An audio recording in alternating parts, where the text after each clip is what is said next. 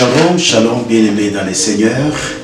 Nous vous bénissons au nom de notre Seigneur Jésus-Christ, de partout où vous nous suivez pendant ces instants. L'Éternel est merveilleux, lui qui nous a donné ce temps, que nous puissions proclamer la bonne nouvelle qui est la parole de Jésus-Christ. Aujourd'hui, nous allons parler sur la puissance de la vision. Nous voulons communiquer ces messages que le Seigneur nous a donnés aux enfants de Dieu, la puissance de la vision. Et sans toutefois tarder, j'aimerais que nous puissions lire dans le livre des Agées, le chapitre 2e. Nous allons lire à partir du verset 2e jusqu'au verset 5e.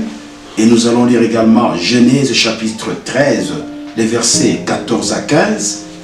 Et nous lirons Jérémie 1, les versets 11 à 12. La Bible dit ceci: le 21e jour du 7e mois, la parole de l'Éternel se révéla par Agée, le prophète, en ces mots.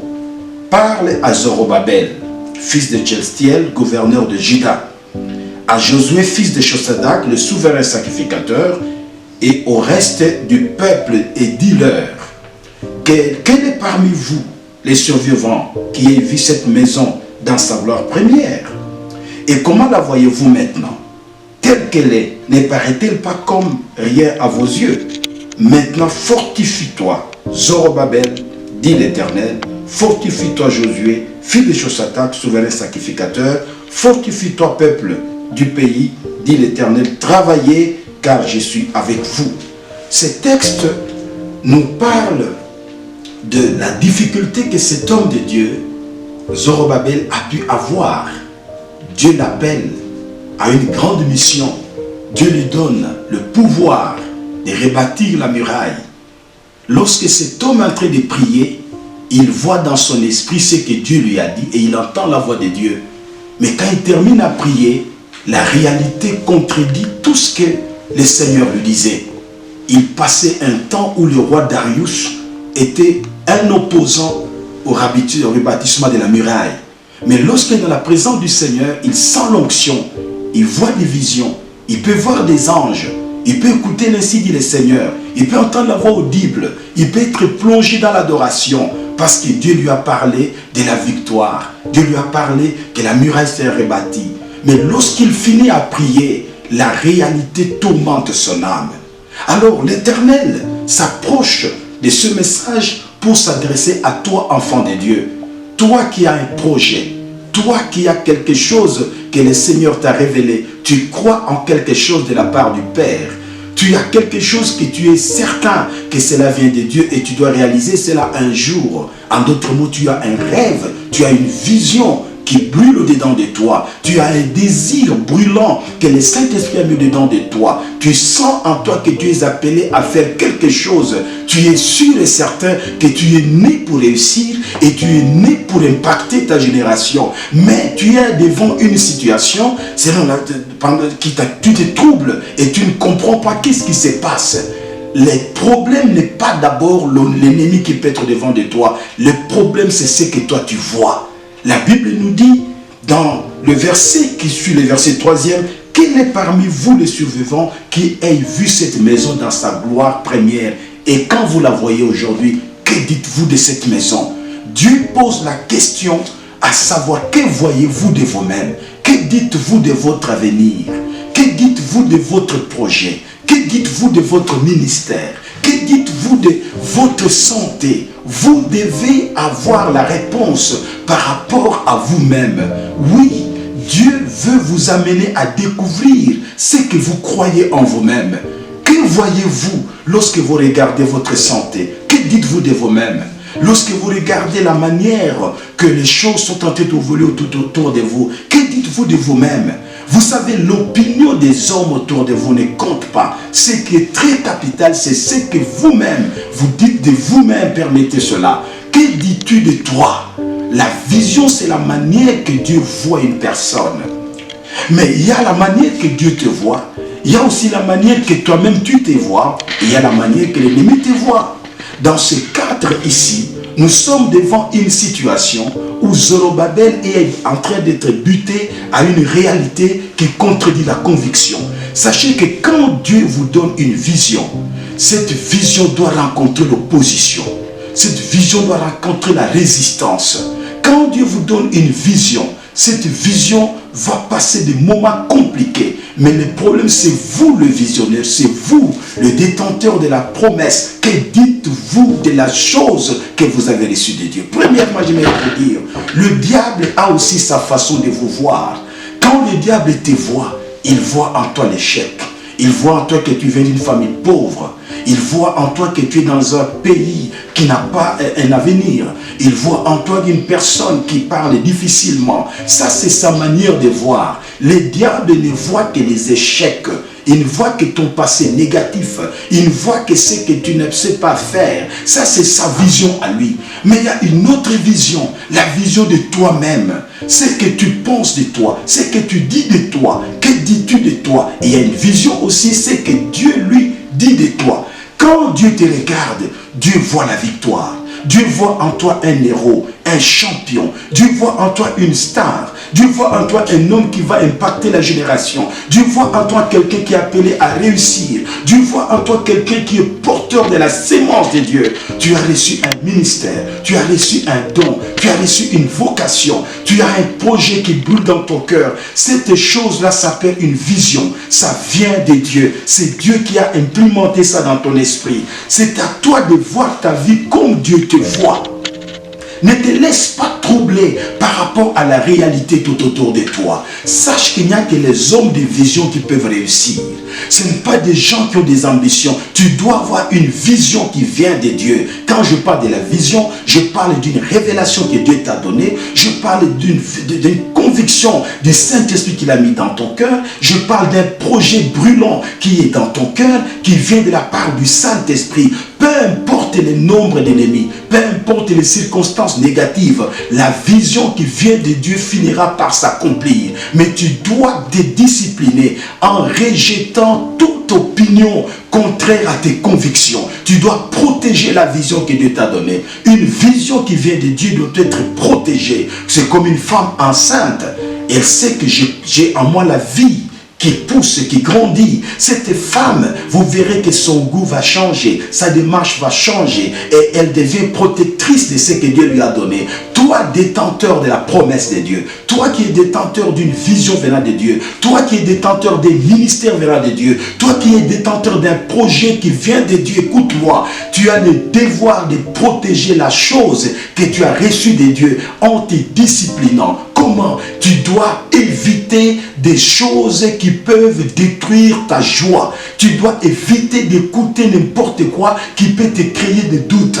Tu dois éviter de regarder aux choses qui peuvent te donner la peur. Voilà pourquoi Dieu parle à Zorobabel. Zorobabel te représente toi et représente tout celui qui a reçu de Dieu. Qui est parmi vous les survivants qui vous avez connu cette famille, vous avez connu cet homme, vous avez connu cette œuvre, vous avez connu ceci et cela. Et quand vous la voyez aujourd'hui, que dites-vous? La pensée ou ce que tu dis de toi-même, c'est ce que tu es réellement. Proverbe 23:7 nous dit, l'homme est ce qu'il pense. Ce que tu te dis de toi-même, c'est ce que tu deviendras, c'est ce que tu seras. Si tu te vois minable, tu resteras minable. Si tu te vois un paresseux, un pauvre, tu resteras pauvre. Si tu te dis, voilà, je viens d'une famille de gens qui n'ont pas étudié, tu resteras un illettré. Bien aimé, il y a un grand rôle à jouer pour la manifestation ou l'accomplissement de la chose que Dieu t'a donnée. J'aimerais lire un texte encore dans Genèse chapitre 13, les versets 14 à 15. Nous sommes ici devant notre patriarche Abraham. Nous lisons Genèse 13, 14 à 15. L'Éternel dit à Abraham, après que Lot se fut séparé de lui, lève tes yeux et du lieu où tu regardes vers le nord et le midi et vers l'orient et l'occident, car tout le pays que tu vois, je le donnerai à toi et à ta postérité pour toujours. J'insiste, tous les pays que tu vois, après qu'il soit séparé de son neveu, l'Éternel dit à Abraham, lève les yeux et regarde. Tu dois enlever tes yeux au problème. Toi qui reçois de Dieu un message, toi qui as reçu une vision, Enlève tes yeux aux difficultés. Enlève tes yeux aux problèmes. Le problème n'est pas les problèmes. Le problème, c'est ta vision. Tu regardes où? Tu regardes dans quelle direction? Le diable est l'ennemi de ces rêves qui brûlent en toi. Le diable est l'ennemi de la vision que Dieu t'a donnée. Il fera tout te miroiter des choses qui vont t'amener à douter de l'existence de Dieu et de douter de l'existence de cette vision que Dieu t'a donnée. Dieu apprend à Abraham de se déconnecter de sa réalité physique, mais de se connecter à la réalité invisible. C'est ce qu'il est écrit dans Colossiens 3, le premier verset. Vous donc qui êtes ressuscités avec Christ, cherchez les choses d'en haut où Christ est assis à la droite du Père. Il y a des choses que tu ne dois plus penser, auxquelles tu ne dois plus penser. Il y a des situations que tu ne dois plus tenir à tout moment, y penser, y revenir à tout moment, tels que les temps difficiles de la vie, la nostalgie négative de la vie, les choses anciennes qui sont passées, les déboires, les échecs que tu as connus dans la vie, les coups durs que tu as connus. Oublie ça. Lève tes yeux vers celui qui t'a fait promesse. Enlève tes yeux vers les problèmes, mais regarde à Jésus qui est la solution. Regarde à Christ qui est la source de ta vision. Regarde à Christ qui est la source de ton ministère. Quand Dieu donne un ministère à quelqu'un, lui-même s'incarne dans cette personne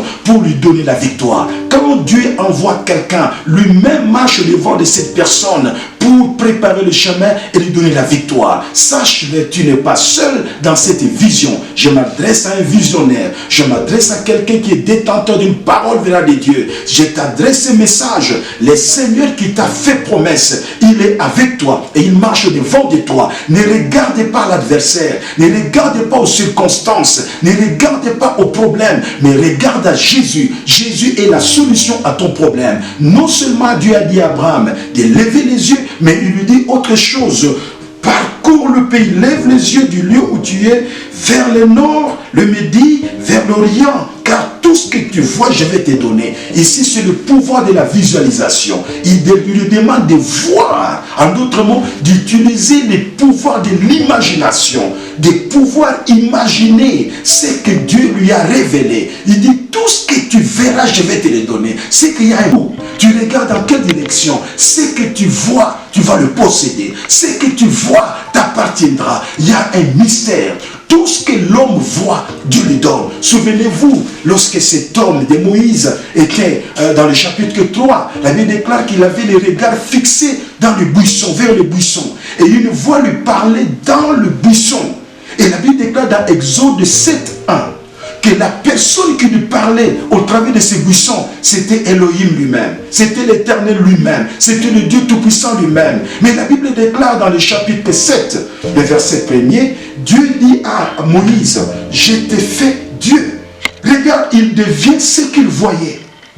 Ce qu'il voyait dans le buisson ardent est entré en lui. Il y a un secret, bien-aimé. Si tu vois la grandeur vient en toi. Si tu vois la victoire vient en toi. Si tu vois l'échec vient en toi. Donc voir, c'est posséder. Fais attention à ce que tu vois, bien-aimé, dans la foi. Le problème, ce n'est pas le diable. Le problème, c'est ta vision. Peut-être tu regardes dans la mauvaise direction. Tu n'es dans ton imagination, qu'est-ce que tu vois? Dieu dit à Abraham, tout ce que tu verras, je te donnerai. C'est pour te dire que tu dois faire le choix. Choisis des bonnes choses. Choisis à imaginer, à penser des bonnes choses. Le pouvoir de l'imagination, c'est que Dieu t'a dit. Laisse pénétrer cette parole dans ton esprit. Commence à penser ce que Dieu t'a dit. Cette pensée, cette imagination va créer en toi une image mentale, l'image prophétique de la chose. Dieu veut implémenter dans ton esprit la prophétie de la chose. Il y a une image mentale qui naîtra de toi. Ce que Dieu t'a dit, ce que Dieu t'a révélé. Dieu veut que tu puisses utiliser ton imagination pour commencer à voir cela. Quand je dis de voir, ce n'est pas voir avec les yeux physiques, c'est voir avec ton imagination. Imagine ce que Dieu t'a révélé. Quand Dieu dit, je t'ai appelé à prêcher les bonnes nouvelles dans les nations, ça c'est la parole de Dieu qu'il t'a donnée. C'est à toi de te voir dans ton esprit en train de proclamer cet évangile. C'est à toi de te voir devant une foule en train de proclamer l'évangile. Ça se passe dans ton imagination. Souvenez-vous, avant que la muraille de Jéricho s'écroule, dans Josué chapitre 2, l'Éternel dit à Josué, vois, je livre entre tes mains Jéricho et ses soldats. Alors que pendant ce temps, il n'y a pas eu d'affrontement, il n'y a pas eu un mouvement de bataille, mais c'était Dieu qui voulait la prendre, le pouvoir de la vision. Josué, si tu vois l'échec, tu vas échouer. Je m'adresse à toi, enfant de Dieu. Vois ce que Dieu t'a dit. Il t'a promis la guérison, il t'a promis les miracles, il t'a promis la santé, il t'a promis une onction supérieure, il t'a promis un ministère glorieux, il t'a appelé au ministère d'apôtre, des prophètes, d'évangélistes ou je ne sais quoi. Il a mis en toi un projet quelconque. Vois-toi comme l'acteur principal de la chose et vois en ton esprit cette chose en train d'être accomplie. Le pouvoir de la vision, le pouvoir de l'imagination va faciliter la manifestation de ce que le Seigneur t'a dit. Il dit ici à cet homme, il dit, parcours le pays. En d'autres mots, tout ce que tu verras, moi, je te donnerai cela. Oh, frères et sœurs dans le Seigneur, le diable n'est pas le problème. Quelqu'un combat ta vision. Tu peux être le destructeur de ta propre vision. L'ennemi peut être là. Mais si toi, tu continues à croire à la victoire sera ta portion. Les hommes peuvent te combattre comme ils veulent, mais si tu n'enlèves pas tes yeux spirituels à la parole de Dieu, à ce que Dieu t'a dit, l'ennemi ne fera rien. J'aimerais te rappeler une chose, lorsque Dieu nous dit de voir, tu dois voir au travers de la parole, tu dois voir au travers de l'ainsi dit le Seigneur. Dieu t'a parlé, que ce soit par la voix audible, que ce soit par l'ainsi dit le Seigneur, que ce soit par la bouche d'un prophète, que ce soit par sa parole écrite. Tout ce que Dieu t'a dit, tu dois voir ça dans ton esprit et croire en cela. Et non seulement cela, si vous voyez dans le livre de Jérémie, le chapitre 1er, les versets 11 à 12, Dieu appelle Jérémie. Il lui dit dans le chapitre 1er, c'est verset 4 à 6 d'abord, qu'avant que tu sois né, moi je t'avais connu, moi je t'avais établi prophète des nations. C'est-à-dire que le choix de Dieu avait commencé avant même que le papa de Jérémie rencontre sa mère. Toi qui me suis, tu n'es pas le fruit d'un accident. Tu es un programme du Seigneur préconçu avant la fondation du monde. Dieu savait où tu naîtrais. Dieu savait les gens qui te combattraient. Dieu savait la victoire que tu auras. Dieu savait d'avance les difficultés que tu aurais. Mais dans tout ça, Dieu avait déjà préorganisé ta victoire. Tu es né pour réussir et tu es né pour impacter ta génération. Tu dois croire en cela. Toi qui es détenteur de la promesse de Dieu, crois en ce que Dieu t'a donné. Tu es né pour changer des choses quelque part. Tu es né pour mettre fin à quelque chose qui a tourmenté tout le monde quelque part. Peut-être tu es dans cette famille où tu es pour changer l'histoire de la famille. Tu dois croire en toi-même. Tu as reçu de Dieu la parole. Crois à la parole de Dieu et crois en toi-même. Crois à la chose que Dieu a déposée en toi. Tu es la solution de la famille. Tu es la solution de cette nation. Tu es la solution de cette génération. Comme cet homme qui avait un rêve, cet homme qui s'appelle Joseph. Cet homme ne s'était pas plaint quand il était persécuté. Cet homme ne s'était pas découragé quand il était haï. Un visionnaire devient plus puissant lorsqu'il rencontre les opposants.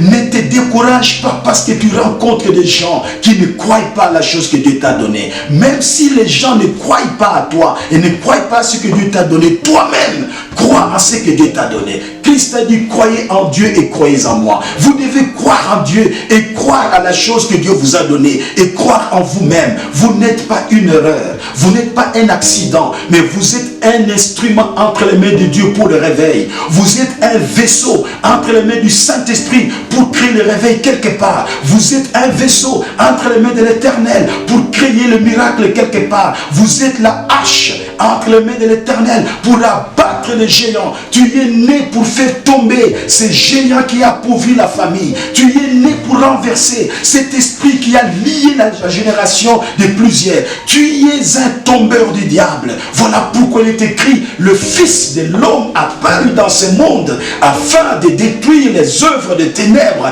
Tu es là placé à cet endroit où tu es pour renverser les ténèbres, pour renverser les forces qui ont muselé la famille. Peut-être ton père avait échoué, peut-être la maman avait échoué, mais toi tu tu es né pour relever les défis. Tu es né pour réussir et tu es né pour aller plus loin. Et je prophétise sur toi, je déclare, tu iras plus loin que tes parents. Tu feras plus que ce que tes aînés n'ont pas pu faire. Tu posséderas les choses que les autres n'ont pas possédées. Le Seigneur t'utilisera la dimension qui n'a pas encore utilisé quelqu'un parce qu'il a fait alliance avec toi. Lorsque tu reçois une promesse de la part de Dieu, tu entres dans une alliance particulière avec le Seigneur. Et tu dois croire que je ne suis plus seul. Quelqu'un de plus grand, de plus puissant est à moi. C'est pourquoi dans Jérémie 1, 11 à 12, le Seigneur pose la question à Jérémie, son fils, son prophète qu'il avait établi. Que vois-tu? Cette question, Dieu la pose toujours. C'est pour vérifier si tu es conscient de ton appel, et tu es conscient de ta vocation, et tu es conscient de ce que tu es devenu depuis que le Saint-Esprit est arrivé à toi, et tu es conscient de ce que Dieu a planté dans ton cœur. Jérémie dit, je vois une branche d'amandier. Et le Seigneur lui dit, écoute, tu as bien vu, je suis derrière ma parole pour l'accomplir. Sache-le, c'est lui qui t'a fait promesse. Il est derrière cette promesse pour la rencontrer. C'est lui qui t'a prophétisé. Il est derrière cette prophétie pour l'accomplir. Tu n'es pas seul. L'Éternel est avec toi. Il marche devant de toi. Il prépare le chemin. Il dispose les hommes. Il dispose le lieu où tu vas évoluer. Il attire les gens de gauche à droite pour soutenir cette vision que tu as. Sache-le, il n'y a pas de vision sans provision. Le Seigneur qui t'a donné cette vision a aussi établi bien avant des hommes, des femmes qui vont appuyer cette vision-là. Tu n'es pas seul. Enlève-toi les sentiments de solitude et de rejet. Sache-le, ceux qui sont avec toi pour soutenir cette vision, pour soutenir ce ministère, ils sont en grand nombre que ceux qui sont pour te combattre. Ceux qui sont avec toi pour te porter au loin sont plus nombreux que ceux qui te mettent des bâtons sur les roues. Et en plus de tout cela, le Saint-Esprit est avec toi. Jésus-Christ est avec toi. Le Tout-Puissant est avec toi. Et l'Éternel va dire à Zorobabel pour terminer. Il lui dit quelque chose de très important. Et cela, c'est ce que Dieu s'adresse à toi ce moment. Il te dit maintenant fortifie-toi. Toi qui es détenteur de la vision de Dieu, tu dois être fort. Parce qu'il y aura des moments où les gens ne vont pas te croire. Il y aura des moments où les circonstances seront contraires à tes convictions. Il y aura des moments où tu pries, il n'y a pas de réponse. Il y aura des moments où les problèmes viennent de gauche à droite. Pendant ce temps, la vision est enterrée. La vision de Dieu, c'est une sémence. Toute sémence, avant de produire, doit d'abord être enterrée. Et pendant que la sémence est enterrée, tu as l'impression que rien ne marche. Tu as l'impression que personne ne te connaît. Tu as l'impression que tu as oublié. Tu as l'impression que Dieu ne parle pas. Non, la vision, elle est là. Elle est en gestation. Elle passe dans la phase de la métamorphose. Pendant ce temps, apparemment, on ne voit rien. Mais la vision est là. Dieu la garde au temps manifeste pour que ça puisse sortir. Ainsi, pendant que tu ne vois plus ce que tu voyais au début, c'est la foi qui doit t'aider à évoluer. Il dit, fortifie-toi. En d'autres mots, sois ferme dans tes convictions. Sois ferme dans ce que Dieu t'a dit. Sois ferme dans ta croyance. Continue à proclamer que le Seigneur est avec moi. Continue à proclamer que je suis le détenteur de la promesse de Dieu. Jésus-Christ m'a appelé dans cette dispensation pour amener le changement quelque part. Utilise le pouvoir de la foi. La foi vient de ce que tu as entendu de la part de Dieu. Ce que Dieu t'a dit est vrai. Crois en cela. Même si tout le monde autour de toi, Satan peut les manipuler pour qu'il doute de toi. Toi, crois en cela. Fortifie-toi. Ne te laisse pas abattre. Fortifie-toi. Ne montre pas tes faiblesses devant les gens. Fortifie-toi. Ne te plains pas. Ne te plains pas. Ne te plains pas. Un visionnaire doit cesser de se plaindre. Les plaintes détruisent la vision. Les plaintes détruisent ton rêve. Ne te plains pas. Toute situation qui veut créer des plaintes, adore le Seigneur et déclare la solution. Dis-lui, je sais qu'il pourvoira mes besoins selon sa grande richesse. Dis-lui, je sais que celui qui est avec moi est plus grand que mes ennemis. Dis-lui, Seigneur, je sais, tu as commencé avec cette œuvre avec moi et tu l'achèveras. C'est le clé de qui dans Philippiens 1:6. L'apôtre Paul proclame cette parole. Il dit, je suis persuadé que celui qui a commencé avec vous cette œuvre la rendra parfaite jusqu'à l'avènement du Fils de l'homme. C'est pour te dire, enfant de Dieu, prends courage, fortifie-toi. Tous les jours ne seront pas des jours de gloire. Il y a des moments, tu passeras des moments de combat. Pourquoi? Le diable poursuit ta vision. Il te combattra, mais il ne te vaincra pas. Les gens s'élèveront contre toi. Ils parleront mal de ton appel. De quoi? Le diable a peur de l'avenir.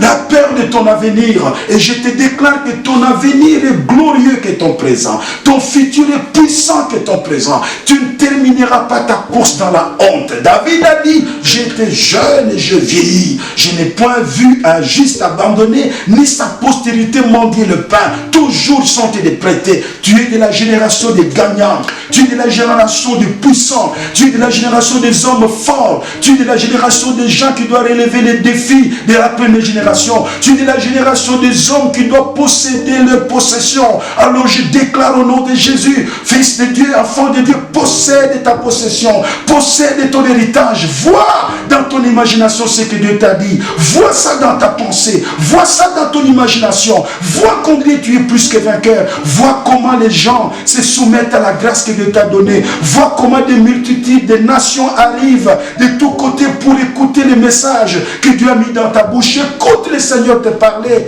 Prends courage. Prends courage, même si les choses ne semblent pas aller comme tu voulais. Crois, la Bible déclare, le juste vivra par sa foi. Le juste vivra par sa foi. Et je termine, le Seigneur dit, fortifie-toi, Zorobabel. Dis l'Éternel, fortifie-toi et travaillez. Sois un bosseur. Travailler, c'est-à-dire passe en action. Passe en action, enfant de Dieu. Tu as beaucoup attendu. Tu as beaucoup attendu les secours de quelque part. Dieu a mis des capacités en toi. Passe en action, travaille. Première forme de travail, sois un homme de prière.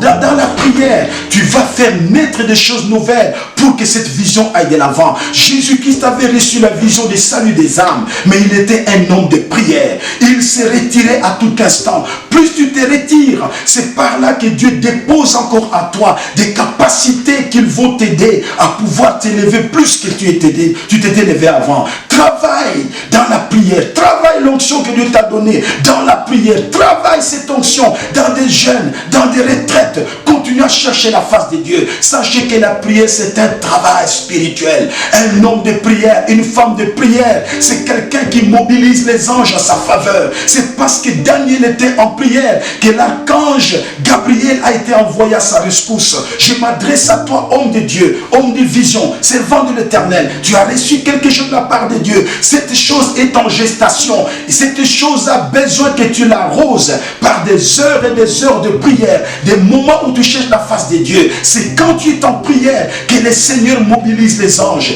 que le Seigneur fait croiser ton chemin avec les hommes de ta destinée. Ainsi le Seigneur a fait croiser le chemin de Saul de Tarse avec cet homme qui était le pasteur de Damas, Ananias. Dieu a dit à Ananias, va imposer la main à cet homme parce qu'il est en prière. D'ailleurs, il t'a vu en vision. C'est plus que tu pries, alors Dieu va mobiliser les anges. Les hommes de prière sont des hommes à qui Dieu affecte beaucoup d'anges. Ton ministère a des anges spécifiques que Dieu a orientés, qu'il a postés, qu'il a affectés pour qu'ils puissent te servir d'aide. Parce qu'il déclare, les anges sont des esprits envoyés au service de ceux qui doivent hériter le salut. Et ces anges travaillent avec les hommes qui prient. Ta vision a besoin de la prière. Deviens le premier intercesseur de ta vision. Sois le premier intercesseur de ton appel. Sois le premier intercesseur de la chose que Dieu t'a donnée. Tu crois en quelque chose. Cette chose est là. Entre en prière jusqu'à ce que cette chose se matérialise. Travaille. Travaille, qu'est-ce que signifie? Fais ce que tu peux faire selon la capacité de la grâce que tu sens sur toi. Dieu t'a appelé à faire des grandes choses, mais on commence petit. Commence avec des petites choses que tu peux faire selon les moyens des pauvres. Commence à évangéliser. Commence à visiter les âmes. Commence à proclamer la bonne nouvelle en route, dans les églises, dans des veilles de prière. Commence à faire dans la page imprimée. Parle de Jésus à quelqu'un. Commence à informer aux gens que Jésus revient bientôt. Tu es appelé à des grandes choses, mais commence tout bas. Le Dieu Tout-Puissant qui t'a appelé te rendra puissant et fort. Il est écrit, ne néglige pas les jours de faible commencement. Ce que tu peux faire maintenant, fais-le avec le peu du moyen de bord, avec la dimension de l'onction que tu as, les gens ne croiront pas à toi au début, sache-les. Les gens ne te soutiendront pas des fois, sache-les. Même s'ils ne sont pas là, crois en Dieu et crois en toi-même. Le Seigneur, par la puissance de la foi que tu as, attirera vers toi des choses. Parce qu'il est écrit, la foi attire. La foi amène en existence les choses qui n'existaient pas comme si elles étaient. Plus tu crois que Dieu est avec moi dans cette vision, dans ce projet, plus Dieu attirera vers toi des hommes, des femmes, comme il a attiré des hommes forts autour de David. Dans 1 Chronique chapitre 12, David était dans la brousse en train de fuir la poursuite de Saül. Il était seul apparemment, mais pas seul en réalité, parce que le Seigneur était avec lui. C'est dans la brousse qu'il a rencontré Dieu. Dans la caverne d'Adullam, le Seigneur se révélait en lui. C'est là qu'il priait, il jeûnait, il criait vers Dieu. C'est là qu'il a des poèmes et des poèmes qu'il a écrits. Et pendant qu'il était dans la prière, dans la foi, devant la présence du Seigneur, Dieu va commencer à tirer des tribus, de Benjamin, de Juda, de Nephtali. Les hommes commençaient à venir jusqu'à ce qu'ils ont formé une grande armée autour de cet homme de David. Pourquoi? Parce que lui-même croyait d'abord en Dieu, il croyait en son rêve, et il croyait en lui-même. Plus tu crois en Dieu, tu crois à la vision que Dieu t'a donnée, et tu crois en toi-même, Dieu mobilisera les ressources. Dieu rassemblera des hommes. Alléluia. Il est écrit là où se trouvent les cadavres, là où vont s'assembler des aigles. Dieu amènera des aigles autour de toi parce que tu as la chose de Dieu. Dieu amènera des gens autour de toi. Dieu amènera des hommes autour de toi qui viendront porter secours à cette chose parce que tu n'as pas lâché la vision. Tu n'as pas lâché ton appel. Tu n'as pas lâché ton ministère. Tu n'as pas douté de Dieu. Tu n'as pas douté de ce que Dieu t'a dit. Malgré les temps difficiles, tu es resté ferme, inébranlable, croyant à ce que Dieu t'a donné. Ta foi a produit. Qu'est-ce que ça a produit? Ça a ressuscité des choses qui devaient être utiles à ta vie. Je m'adresse à toi qui m'entends. Enfant de Dieu, ce message est un message prophétique pour te réveiller pendant ces temps difficiles. Peut-être que tu doutais de Dieu. Peut-être que tu doutais de ta vocation. Sache-le. Dieu ne serait pas ni de ses dons ni de sa grâce. Peut-être que tu croyais, mais à un moment donné, tu es à reculer. Tu es tombé. Relève-toi. Peut-être quelque chose est survenu et tu as perdu ce que tu avais comme joie, comme paix. Ce n'est pas la fin du monde. Il est écrit, le juste tombe, cette fois il se relève.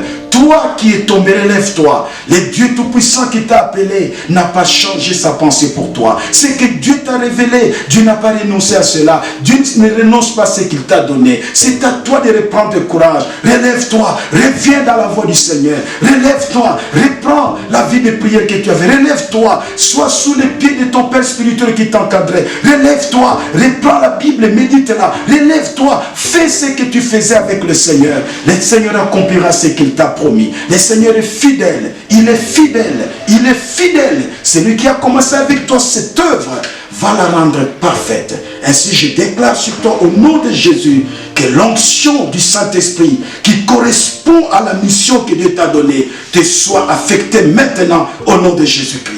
Que l'onction du Saint-Esprit qui correspond à la mission que Dieu t'a donnée te soit donnée maintenant au nom de Jésus. Que l'onction du Saint-Esprit qui correspond à l'espace géographique de ton ministère te soit donnée maintenant. J'ai pris pour toi qui pendant ce temps doutait de ton appel. Au nom puissant de Jésus, que le Seigneur t'assujettisse des hommes.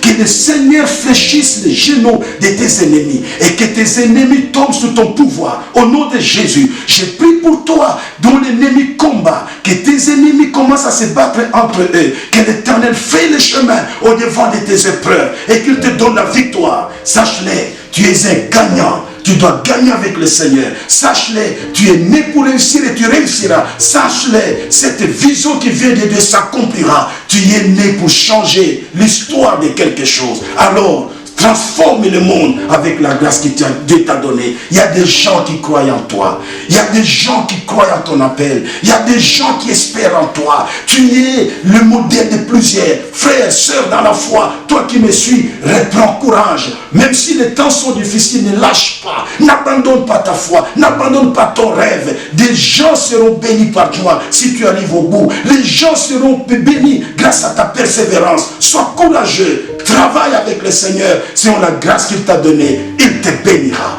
Que le Seigneur te bénisse. Si ce message t'a touché, Partage cela à quelqu'un. Envoie ça à des centaines de milliers de gens. C'est le temps où le Seigneur prépare l'armée de la dernière heure dont tu fais partie. Partagez ce message. Communiquez ça à tout le monde. Que le Dieu Tout-Puissant qui appelle en existence les choses qui n'existaient pas comme si elles étaient, te bénisse et te surprenne positivement. Au nom de Jésus-Christ. Amen.